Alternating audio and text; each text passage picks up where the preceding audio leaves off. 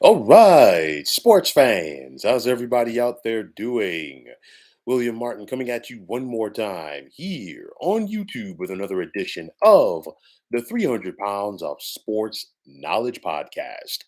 The Boston Bruins have made the playoffs in each of the last 6 seasons, which included a trip to the Stanley Cup final in 2019. But this year's version of the Bruins is on a historic run that has the potential to end with the franchise's seventh Stanley Cup title in June. Now, from the word go, the Bruins have been running roughshod over the entire National Hockey League this season, as we're talking about a club that only has one 3 game losing streak to their credit, while they've also just lost consecutive games after that just once. And following today's shootout win over the St. Louis Blues, Boston became just the fourth NHL team to win 60 games in a season. Now, this year, only the Edmonton Oilers have scored more goals per game than the Bruins have. You look at the season that right winger David Pasternak is having, as he is on the verge of joining Phil Esposito as the only Bruins players to score at least 60 goals in a season. Goalie Linus Ulmark is having the best year of his career, as he's only allowing 1.88 goals per game, while as a team, no NHL squad is giving up fewer goals per game this season than Boston. First year head coach Jim Montgomery, rather, excuse me, is pushing all the right buttons as the Bruins are simply clicking on all cylinders. The Bruins, excuse me, have already wrapped up the President's Trophy, and you're going to see a slew of individual hardware potentially going with the Bruins players this season.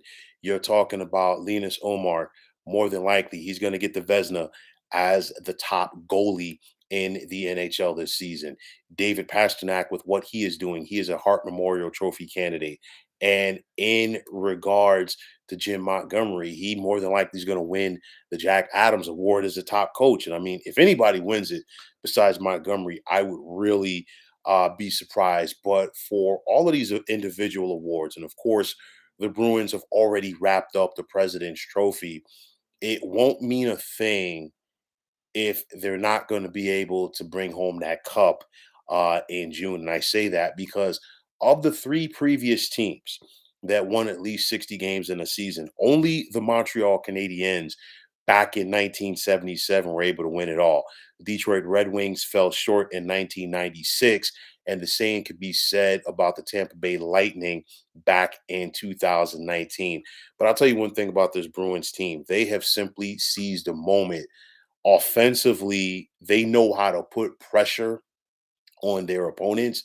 And you figure this Bruins team is taking everybody's best punch throughout the year, because when you get on a roll like they have, there are teams out there that want to knock you off. And of course, you know, regardless of the sport, you have the potential to have an off night or a couple of off nights.